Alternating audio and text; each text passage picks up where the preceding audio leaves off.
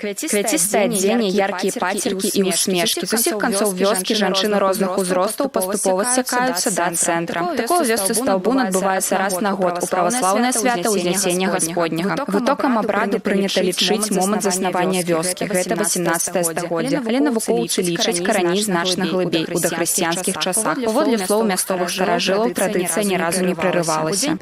У дзень правядзення абраду ваджэння і пахавання стралы ў Стаўбуне заўсёды абавязкова свеціць сонца. Па сцэнарыю пачынаецца ўсё з галоўнай вуліцы, якая перакрываецца вясновымі песнямі і стрэлами, лінейнымі карагодамі са спявачак.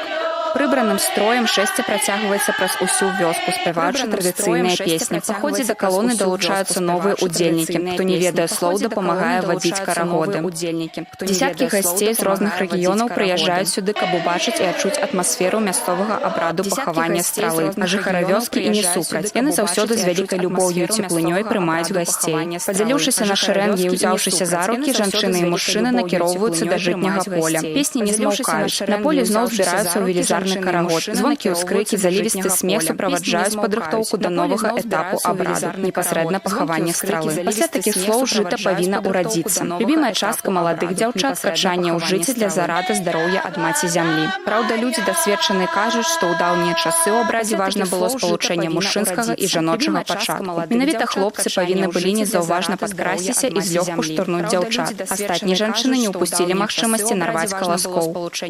Таксама па павер'ях лічаць, што каласкі захаваны ў доме прынясуць добры ўраджай. Дзень працягваецца сумесным абедам і танцамі пад народную беларускую музыку. Владислава Галабокіна, Валерый Гапанько, тэлерадыёкампанія «Гомель».